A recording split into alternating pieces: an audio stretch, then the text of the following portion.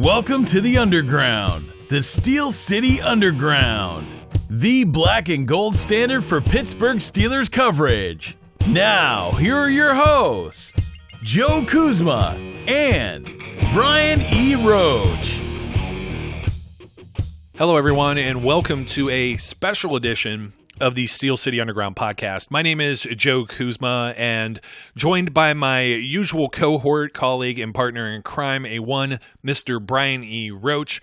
Brian, you know, you're not the reason that this is a special edition of our show. Oh, I very really sorry. thought it was about me. Isn't it always about me? Hey, I know the dynamic duo got back together, I was MIA for a little bit, but, there's nothing special about either of us today. We do have a guest, but before we bring our special guest on, I did want to ask you, how you doing, my friend? I'm doing just fine. I'm loving life. Things are exciting and wondrous, and I'm a happy man. Yeah, I don't know. I don't want to say I'm necessarily down in the dumps, man, but I'm getting sick of moseying around on the walking boot. They tell you to stay completely off of it, and what little bit I had to be on this weekend with my child had this little, school function and things of that nature, and it's just geez, oh man, I can't wait to get out of this thing. Then maybe me and you could jump off of that Las Vegas hotel sometime here in the near future, and maybe we could find a few other crazy people that might want to jump in the comments or shoot us a message and say, hey, when are you doing this? This could become a thing, Brian. This could become a thing. I don't know. We'll see what's going on. It could be a Steel City Underground special event, which could be scary, to be completely honest. Before we jump into the other stuff too, I think we should at least mention some of the other current events going on, and very shocking news the other day. Tragic, sudden, death of Kobe Bryant. I don't have any other way of saying it, but many other people have mentioned it, and I didn't want to be ignorant of it because I realized just how much he had touched others' lives, and it's just, it's something that's very tragic and unfortunate, and we just wanted to maybe send our condolences to those who had been affected, including any family or friends or even just fans. Yeah, I mean, certainly our sympathies go out to his daughters that are remaining and wife, the families of the other people who were involved in the crash. It's always, the events like this always get a lot more headlines and attention, but it's always tragic when anybody has to lose their life in a situation like this, regardless of whether they're a famous basketball player or not. But certainly our condolences to everyone involved and anybody whose life was touched by such a tragic event. Yeah, and we do have a special guest today, and he's also brought along two special guests with him, and with that we'll introduce former Steelers running back Merril Hoge here in one moment, but he also has with him some special guests from the Center for Cartilage Restoration at Allegheny Health Network's Orthopaedic Institute, and their names are Dr. Mosier and Dr. Purnell, and they are talking about some kind of really I don't know, it's like a revelation. It's like this innovation with sports medicine, and Merril is very involved in all of these things, and he's here to tell us not only about that, but some stories with his career and also with the status of the current Steelers team in NFL as well. So without further ado, I would like to introduce the man of the hour, and this is a big one, Brian. One big special guest here, a former member of the Pittsburgh Steelers, former running back, and also a long-time NFL analyst, Mr. Merril Hoge. Merril, how are you doing today? Man, I'm fantastic. Good to be with you. I could say the same. Grew up, I was born in '81, so I grew up watching you a lot. And I know Brian's going to be upset because he calls me ageist, but I know he watched you a lot more but I was a little guy, so it was one of the first things I remember playing. You were in Tecmo Bowl, and I remember playing that as a kid on the original Nintendo. So very, very cool to have you on, and we're going to jump right into some questions here since I know you got a very busy schedule. So thank you once again for taking time out of your day to join us and our listeners. I think we want to start off initially, with your life. You grew up in Idaho, went to high school, and went to college, played college ball. there. What kind of contrast is that to, a life in pro football playing in Pittsburgh? Well, I can tell you, my flight coming in will tell you everything. Now, I had never gone very far out of the state of Idaho to play football. I was predominantly in the West. I'd only been on a plane one other time until I got drafted. And in the West and in Idaho, I mean, there's beautiful mountains, and there's desert. I mean, really, that's the kind of what the West is. If it's not mountains, it's desert. So when I flew into Pittsburgh, I had seen Tarzan movies before where they have just rolling hills and all these trees. And when I was flying in, I looked out the window. I was like, oh my gosh, that's where they must film all those Tarzan movies. Because I was like, I'd never seen so many hills and trees. I was like, oh my gosh. So it was a bit of a shock to me. It was completely different. I didn't even know where the state of Pennsylvania was when I got drafted. And this will really date me. You're not old enough. Maybe nobody on this call is old enough to remember it. But when I was drafted, or when I was like 19, 20 years old, when the Steelers drafted, they said they're in Pittsburgh and Pennsylvania. I was like, where is Pennsylvania at? So I think back in the day, the only thing that you had that resembled, I think everybody had this global map. I mean, it was like a round ball of the world. Mm-hmm. You could find, that's where the United States was. That's, you don't have the access to Google and anything. So I remember I ran downstairs, I flipped that world ball around, and I'm like, Pennsylvania. I'm like, oh my gosh, that's next to New York. I'm like, yeah, I'm going that far across the country. So that gives you an idea a little bit of how green I was, the differences that I was experiencing. But I will tell you this, I consider Pittsburgh home. I've loved every minute there, and my foundation is there, and things I do are still there, and I just love the city. Yeah, and it's very funny you mentioned the globe, because I have a 6-year-old daughter, and she actually requested one of those. They actually sold like a little one with a Barbie doll that she recently got Christmas, birthday. I don't remember Good which. For her. Yeah, but there's and I had one of those, so I'm not that. You're not dating it too much, but maybe some of these other. Younger folks that might be listening, they don't know what the Encyclopedia Britannica is at this moment. But times were a little different back then too, and this is one of my favorite trivia questions. In fact, we may have interacted on Twitter, maybe even, I don't know, maybe through the official Steel City Underground account, or maybe even a personal like a year or two ago. But I got Tunch with this one at one of the draft things they do at Heinz Field. And I asked him what round you were drafted in, because they don't have 10 rounds anymore. So what was that? Right. Yeah, what was that experience like? That sounds kind of crazy to me. It sounds like a very long, drawn out process, even though it still kind of feels that way in many ways today. Yeah, well, if I remember right, it was 3 days too, and it was actually a total of 12 rounds. And I was projected to go really in the earlier rounds, no later than the 4th or 5th, and I was projected to go to the Raiders. That's where I was projected to go. So obviously that didn't happen, and I can just tell you this, that I just got to the point where I'm like, I just wanted to be drafted by a team who needed me. And the Steelers had come in to rework me out after the combine, because I was actually sick at the combine. I'm glad. I don't think they have any footage from back then. I don't think they videoed it like they do today. But if they had, I could probably be a candidate for the worst combine workout in the history of the combine. I was terrible. I mean, I was sick. I lost 10 pounds. Like, wow. I mean, that was terrible. There was nothing I did well. Well, I did the 20-yard agility drill really well. That's it. And so the teams came back in to work me out, and the Steelers were one of them. And the scout that was, and what they do is they get a hold of you the day before they're coming. They let you know, you meet them down there. And he was back in the room watching tape.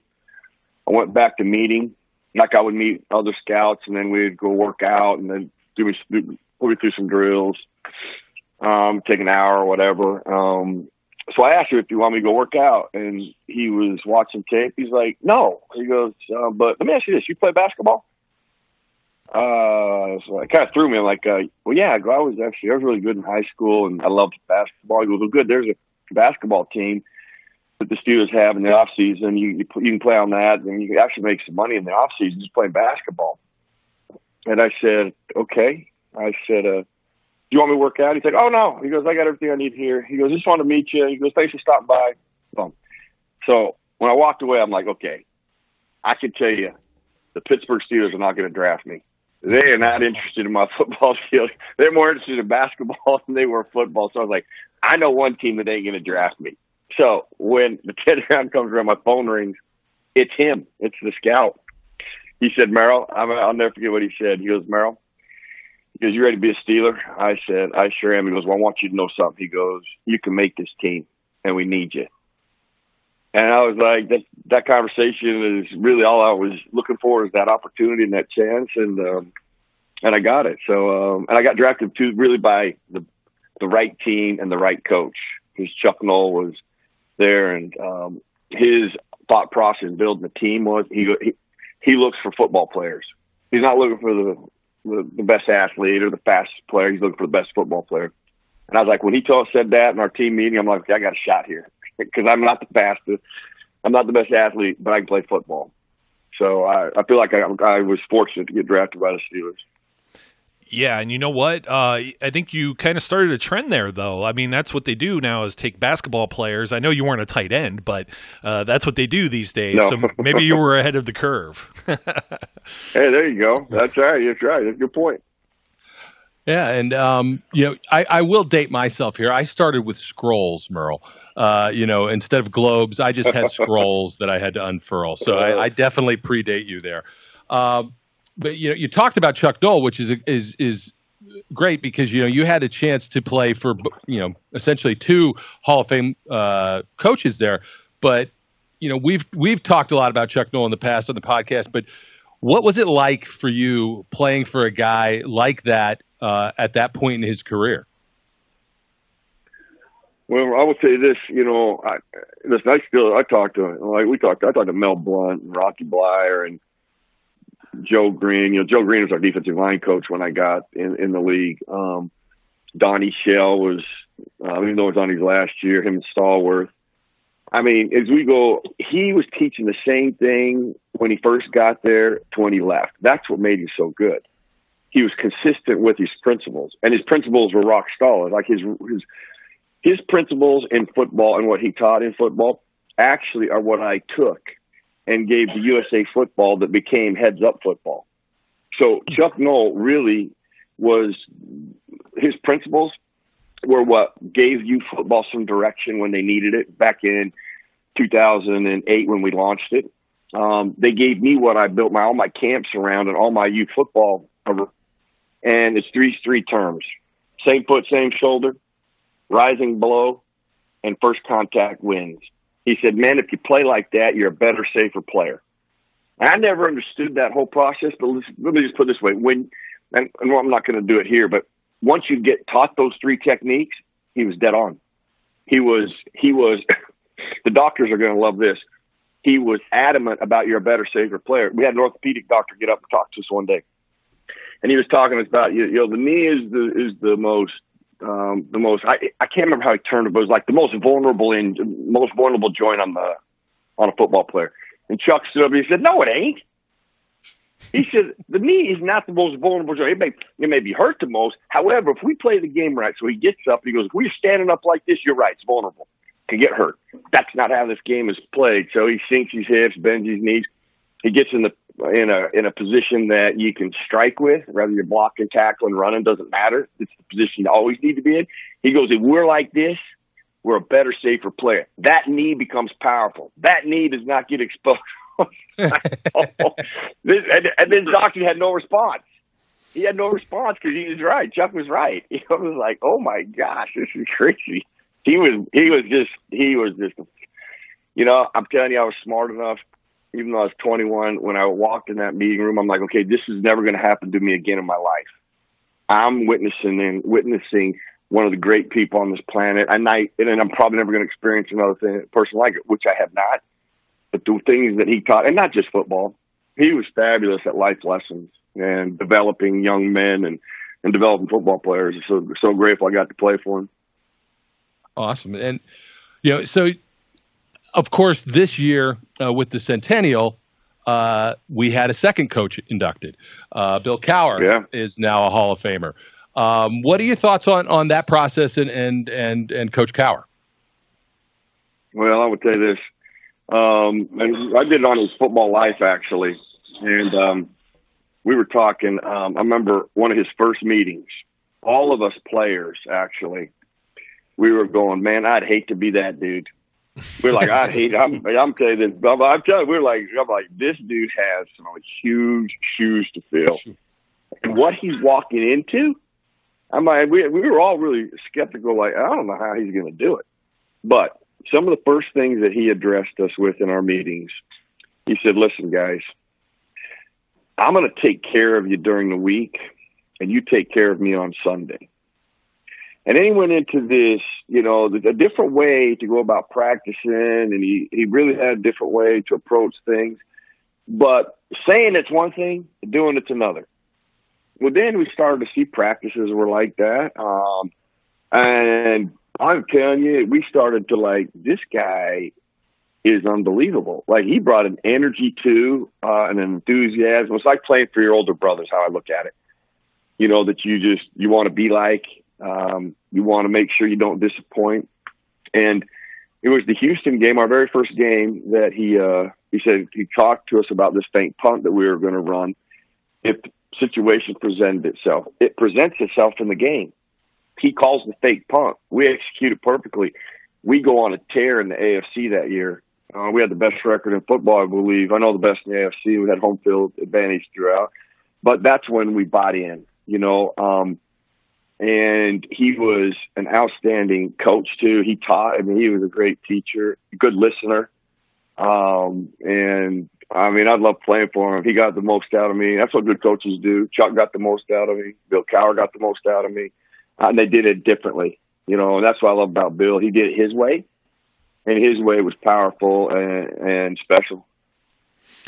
With so many great coaches, that you got to experience over your career, I ask this, and usually I ask it toward the end of the show, but I know we also have some other guests that are joining us as well. So I wanted to ask now, what was the best advice maybe that, it could be anybody, but what's the best advice that anyone's given you throughout your football career, even if it wasn't necessarily related to football specifically? Well, it's probably Chuck Noll's constant reminder about your life's work, that football's not your life's work. Prepare yourself and be ready to move into your life's work. And I've used that all the time. I think about that all the time. And that's where I think he was so amazing at taking football and translating it to the real world. What you're going to experience in any type of industry or business, you're going to run into struggles. There's certain things that you got to do in every craft if you want to be good at it. You got to work at it. You got to be prepared. And he constantly talked about those things, but he really emphasized your life's work. Not football, but your life's work. And I remember the first time I heard that, I'm like, what is he talking about? I'm going to play 20 years here. And then I played my first NFL game. I'm like, okay, maybe I don't play 20. So he was just a fabulous guy of keeping perspective and focusing on your life's work, being prepared for your life's work. And something else he said, I think, the Chief, actually, this is a year before the Chief died. The Chief's first meeting that we had as a team, he talked about all of the community work that the Steelers are a part of and are going to be a part of as players. And I thought that was odd. I'd never been in an environment like this. And I'm like, we didn't talk about football at all. We were talking about how we give back to the community. We're involved in the community. And he went on, for a few minutes and some stories. And then when he got done, Chuck stood up. And he probably said something as profound as I've ever heard it right after that. He's like, but men, don't run out and think that every charity is a charity and is a good charity. Make sure you tie yourself to people that are credible. And I was like, And this is how dumb I was back then. I was like, well, aren't all got people in charities good? Well, no. I'd come to find out. But I was like, it was really just his wisdom and their perspective on stuff and their overall development of you as a player and a person was, I'm telling you, I don't know that, I'm clearly not who I am today without those experiences and those men in my life. That's those are some incredible stories. I love hearing like anything like that with best advice, because sometimes, you know what, I'll pick it up too, and I'll hold on to it. And I've got several myself that I keep in my back pocket, or in the toolbox, I should say. So it's, it's unfortunate with the charity thing, and we've come across that too. And, even scammers and stuff this day and age on the internet, social media, it can be a little rough. But just kind of segueing into some, more recent or more current stuff. Wanted to get your opinion on, we're going to stick with coaches for 1 second. Got another very good one here with Mike Tomlin. And I know some fans are disappointed that the team missed the playoffs this year. Steelers finished 8-8, but we still contend that he did a heck of a job this year, all considering. What did you think about the job that Mike Tomlin did for this past season? I'll tell you this, as a staff, and he's responsible because he's the leader. What they were able to do offensively, I don't know that anybody could truly appreciate it. I'm going to tell you this. I've been playing and studying this league for 30-plus years. I have never seen an offense decimated like theirs was. Where all their receivers, their running backs, their quarterback. I'd never seen it. So to really carve out a season where you fight. It comes down to the last game. I'm telling you, if you presented that scenario early on, honestly, I'd be lucky if you win 4 or 5 games. You're lucky, Mm-hmm. And that's probably being generous. So to do what they did to keep, and then players have to be given the credit too, because they got to respond to that. They got to go out and do the work. The coach can, like Chuck used to always say on Saturday, I'm done. His job is not to motivate us. His job is, if you can't motivate yourself, to play this game, then I'll get somebody that is. Because that's not my job. So, you have a responsibility to the player. I've always said a coach has all the power, but no control. Once they walk in the white lines of that football field, is all on them. So Mike and that staff was, I just think there's no doubt, was one of the great coaching jobs I've seen anywhere in any NFL team. So from that perspective, the guy has kind of weathered it all. He's done it all. He's won Super Bowls. He's had winning seasons, and he's not surrendered when. It was doom and gloom. Absolutely. You mentioned the injuries. You mentioned what happened with them last year, and one of the things that many fans are talking about this year is James Conner and Benny Snell. And as an ex-running back, when you look at where the Steelers are right now, what do you think of their room? Do they have enough depth there right now, or is running back something you think they need to look at as the next draft comes up? Well, I think you're always going to take to account over the last couple of years, how productive and consistent has a player been. You have to look at that. And unfortunately, they just have had a lot of injuries there. So I don't think there's any question they'll look there. I don't think it's a first-round pick. Well, they don't have a first-round pick, but I mean, I don't think there's any doubt that you probably need to look there at some point. Obviously, I think wide receiver is probably a bigger priority, or a tight end. A guy who can really make a difference in the middle of the field. Offensively, for Ben, I think that's probably more so your priority than a running back, but those two guys stay healthy though. There's a Benny Snell. I loved him coming out of Kentucky for one reason. And it's really what I look for when I'm studying kids coming out of the NFL, how they transition. And people get confused, and they think, if you're great in SEC, you're going to be great in the NFL. And that is absolutely dead wrong. And there's a skill set that does help a kid transition better as a running back. One of those is if you have great vertical and lateral quickness and you're decisive. Like if you have that skill set and that's the kind of runner you are, the odds of you transitioning to the NFL are going to be much easier because that's the NFL. The NFL, you play in the middle of the field. In college, you can play on the perimeter because of the hash marks and the speed. And my guys are better than your guys. The NFL, we're all good. And the hash marks are narrow, and we got to play in the middle of the field. So I love Benny Snell from that perspective, and he really played well. And, if Jamie could stay healthy, that combination, you'd feel good with that combination. The problem is you just haven't been able to keep James healthy all year. Yeah, and you know what? That's something we're going to be talking about is injuries, either with yourself, Merril, or teammates, and some other things that you're doing. Before we head in that direction, and also introduce some other guests that are going to be with us, I just wanted to kind of get your insight too on. There's a lot of people that. James Conner had to overcome, and I know you had something very similar. I believe that this was past your playing years, but you had been diagnosed with non-Hodgkin's lymphoma. Of course, Conner had Hodgkin's lymphoma and, defeated it when he was playing at Pitt in college.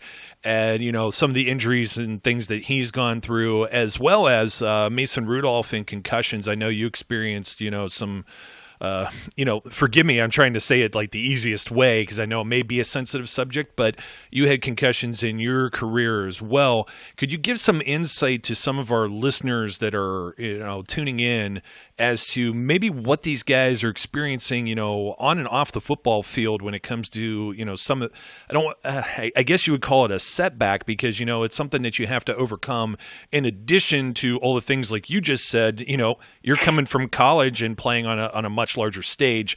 That's big enough as it is, let alone some of these other things that could set you back. Yeah, and actually it transitions to the doctors too in what hopefully your listeners will bring their attention to where the advancements of medicine and science are today versus where they were back then. So let's start with Mason Rudolph. What happened to me in my career when I was in Chicago, concussions didn't end my career. Improper care of that concussion ended my career. Even in 1994, it's archaic to think that if somebody's just had some type of head trauma, and let's say, I don't care what the environment is, the leading environment for head trauma in the country is tripping and falling. So it isn't even sports. It's not even close. So this could happen to anybody, but people are misled thinking it just happens in sports and specifically football, and that is dead wrong. And that's to not understand that and then to not understand how this could possibly happen. Now, if you go back to 1994, what happened to me? I'm playing with the Chicago Bears. I'm not with the Steelers. Completely different team and how they handled protocol they had at that time. I get cleared over the phone 5 days later to return to play. After I'm playing a Monday night game in Kansas City, and I had a concussion to the magnitude of I didn't remember where I was or who I was for some 12 hours later. Okay, signs of severity for head trauma are really not losing consciousness. That is not really a sign of severity. Severity for head trauma is stability and cognitive recall. Those two things are most important. That's why. So Mason Rudolph, his cognitive recall, even though it looked terrible, and any head trauma needs to be addressed seriously. But because he lost consciousness, those usually look worse. If you talk about his cognitive recall shortly after, like a half hour after, was crystal clear. He was as sharp as a tack. His baseline, he recovered immediately, and he didn't have the stability issues. He didn't have anything that I had, but what he got was awesome care. I think they even went really to an excess and kept him out just an extra week just because of how bad it looked, because I know he had cleared all of his, got back to his baseline, followed all the protocols, went through the treatments that they had available. In 1994, I got cleared over the phone. I was back playing 5 days later. I sustained another head trauma, another similar blow 5 weeks later. Sends me to cardiac arrest. I'm in intensive care for 2 days. And all they can tell me is you got 2 years to kind of recover from this. Okay, so that's 1994. What exists today, which everybody should be empowered by this information, because this is the real truth about head trauma. You address it correctly, which the Steelers did and Mason Rudolph did. Mason Rudolph's return to play, he is in no greater danger than before, because that's what is being done in sports today and should be being done in sports. And I'm talking about all levels of sports, not just National Football League, youth sports, every sport. That's why in 2009 I sat in front of Congress and said, hey, listen, 99% of our athletes are 8 to 18. They're not in the NFL and they're not in the NCAA. Let's get protocols here. Well, I mean, it took a while, but we eventually got that. So Mason Rudolph is in a perfect scenario to return back to play and in no great danger. When you look at James Conner having, not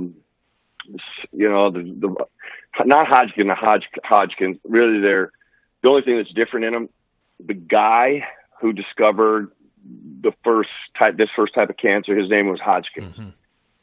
And then other cancers were discovered after his passing that were similar to these blood cancers. They called it non-Hodgkins. So it's kind of crazy how that is. But they're very they can be similar, but they're never the same. I mean, cell types are different, treatments are different. And when I remember James Conner, after he'd went through the treatment and he came back that year, this is the year before he got drafted.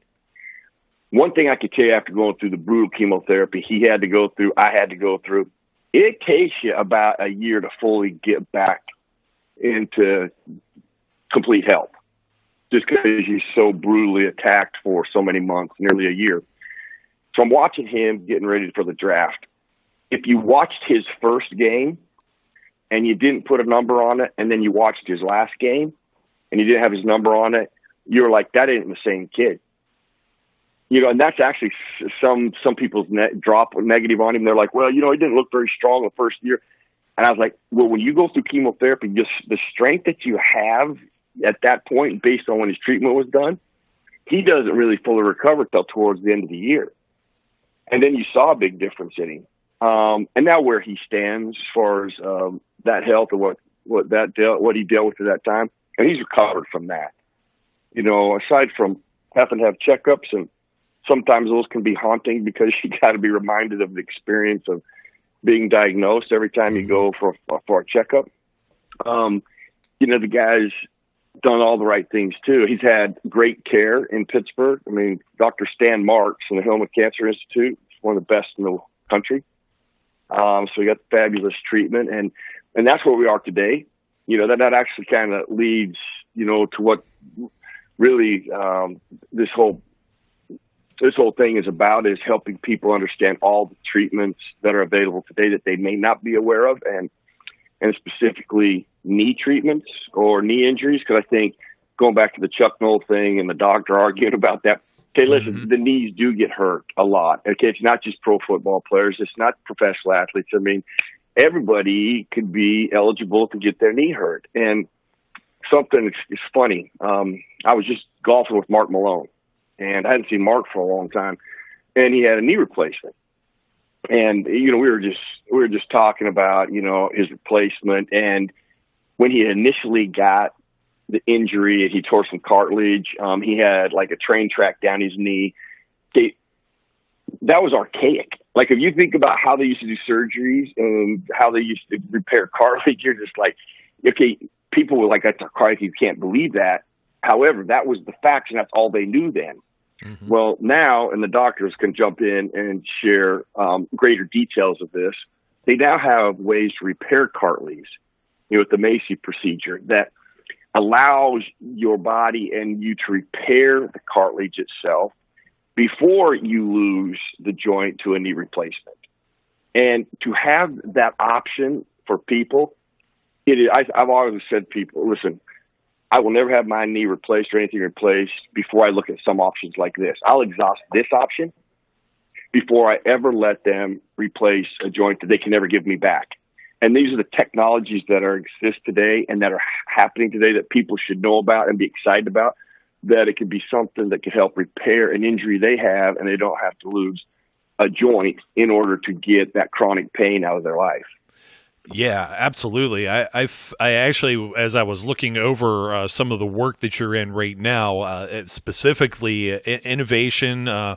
I know this is sports medicine too, but this is probably something that would be very of interest to quite a few people maybe listening out there, even myself. I don't want to labor on some of the things that I do, but I'm getting up there now. I'm 38, and I experience a little bit of lingering pain from various things that I've done, and I'm looking at this, and I want to bring on right now to join Merril, Dr. Gregory Purnell and Dr. Bryant Mosier, and they're going to talk about some of these innovations too. And Merril had mentioned it's called MACI, and it's about cartilage repair using your own cells. And I was just kind of mind blown too that there's some clinical studies and stuff. And obviously, you guys are the experts, so you're going to have to fill all of us in on this. But this is better when it comes to any kind of pain and function, even compared to microfracture. I mean, that's kind of that's kind of mind-blowing to me, because even for my ignorant knowledge of that, you're talking about something that's supposed to be, about the best thing to do for you. And knees, I've always heard, like you were saying, the train track thing, Merril, knees are a tricky thing, backs are a tricky thing, stuff like that. Doctors, I don't want to call you fellas. I almost seem like now I'm going to be in a school of higher learning. It's all here. good. Yeah, fella's fine. It's all good. So, Greg, or Gregory, or do you go by Greg? I'm sorry. Greg's perfect. Greg's perfect. Greg, thanks for joining us. Brian, thanks for joining us. And gentlemen, go ahead and tell us a little bit about the procedures here.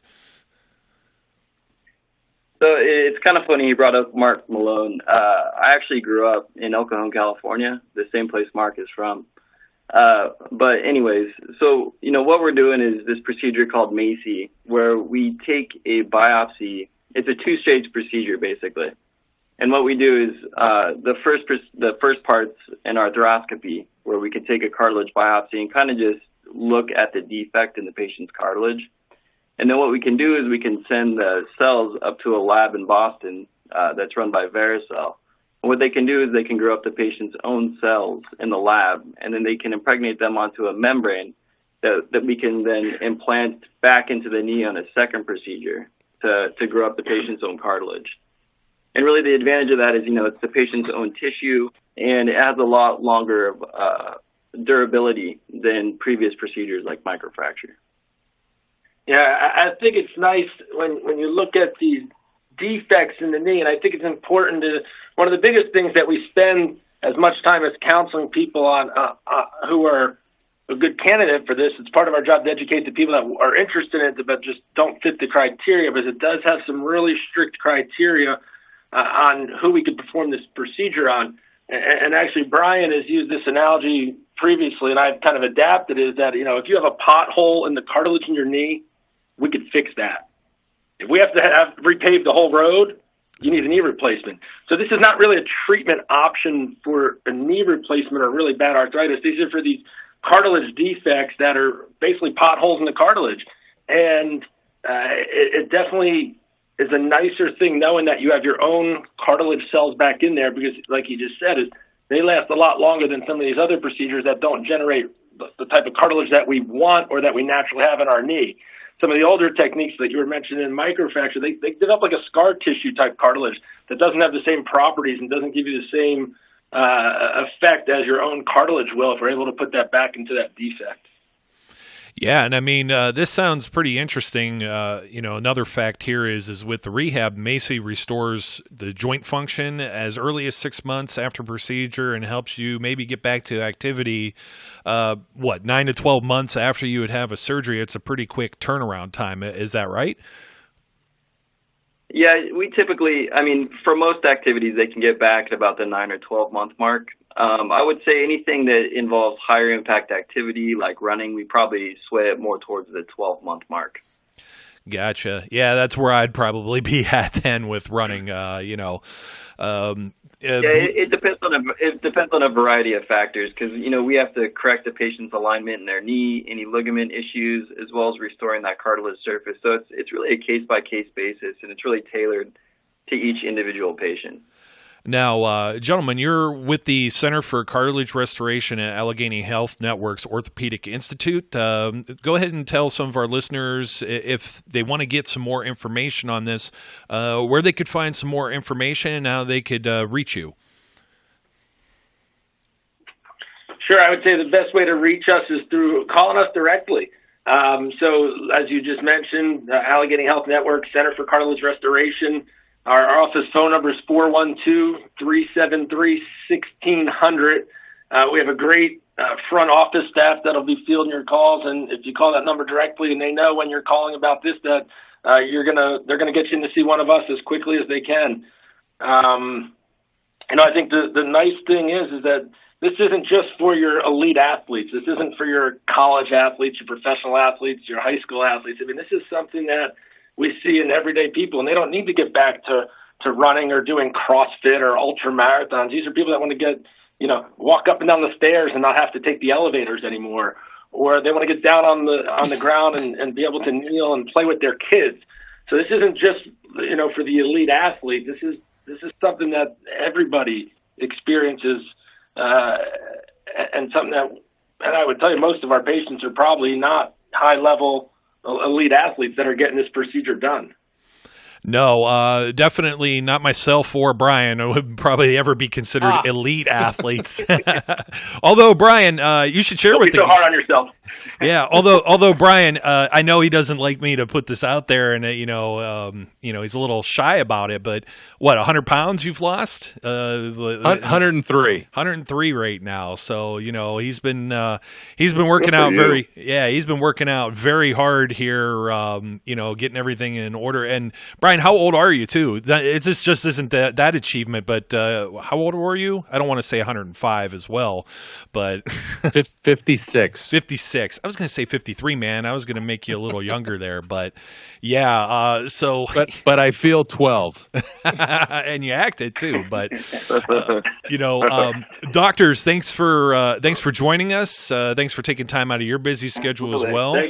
Merril, once again, thank you for bringing the doctors with you on this show, and everything comes full circle here from the beginning of your career with Chuck Noll, speaking about with the knees and stuff. We're talking about even current players with James Conner. We're talking about every day, an average Joe just like me or Brian. So it kind of all ties in all together, and there's just one other thing, not to throw you off guard, but usually another thing we like to ask any of our guests is there anything special out there that most of our listeners would not know about you that you would care to reveal as well? Huh. That's the response I usually get, man. Yeah. The part is that you care to reveal. That's well, okay. Here's something I care to reveal that probably nobody. I've told it maybe once, very few, but a lot of people know it. I tell people like what is one of the best jobs you ever had, or what's the first job you ever had, and this is going to kind of end up how the whole thing started.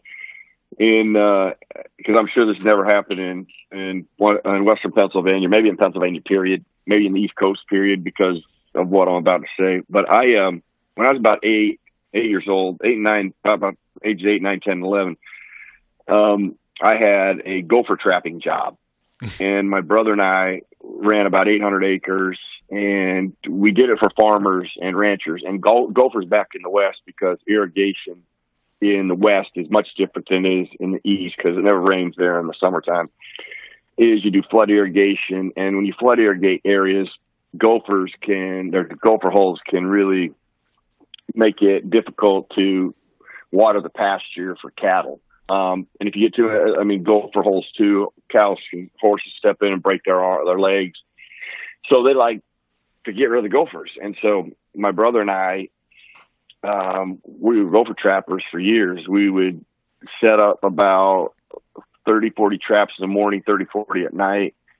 We would capture anywhere from 50 to 100, depending if it was a 2 or 4 day week work that we did. We cut their tails off. We put them in a jar. Then we took our horses and we rode them to the local convenience store and got paid $1 a tail. So it was one of the greatest jobs I ever did. It was one of the funnest jobs I ever did. And sometimes when I tell the story, I'm like, I can't believe I did that job. I can't believe it. I mean, riding a horse to the convenience store is just something you don't do anymore. And we used to do that all the time as a kid. Well, it wasn't any revelation like the location of Jimmy Hoffa's body, so we're still looking for that one. No, nothing. Yeah, nothing like that. All right. Well, I know we're up against it, so Merril and Docs, thanks for joining us, and thanks for taking time out of your schedule to be on the podcast. Thank you, guys. Thank you. Thank you.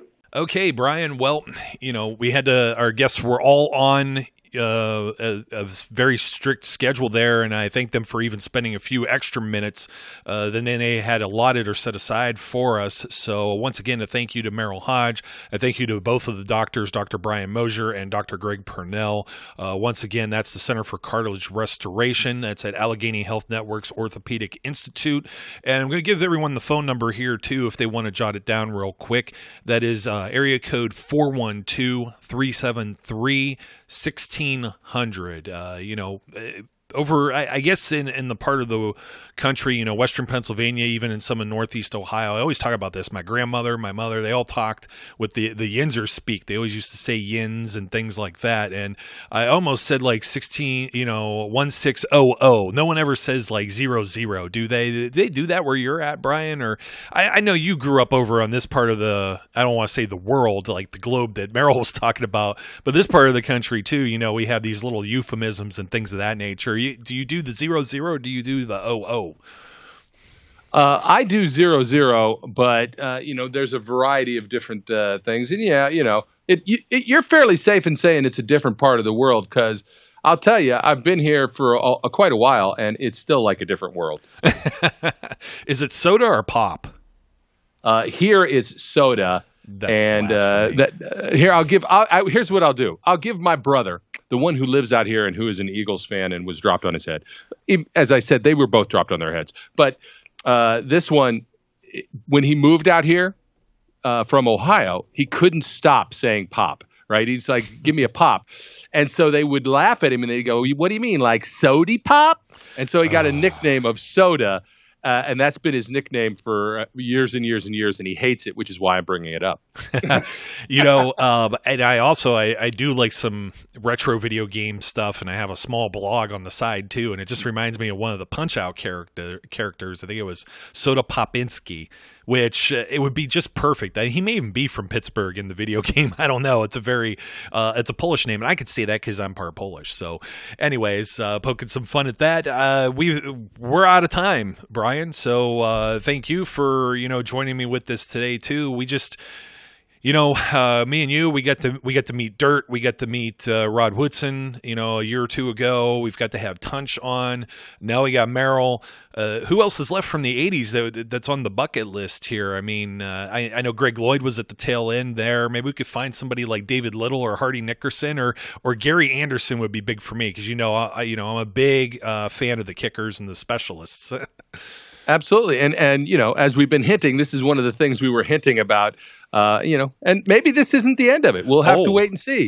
We could have more surprises to come. Dum, dum, dum, and a drum roll. So we'll leave it at that, folks. Don't forget to like, comment, and subscribe. Brian, my buddy, thanks once again. His name's Brian. My name's Joe. Until next time, we encourage all of our listeners to be safe, be good, and we'll catch you later. We would like to thank you for listening and remind our listeners to follow us on social media and our website, www.steelcityunderground.com.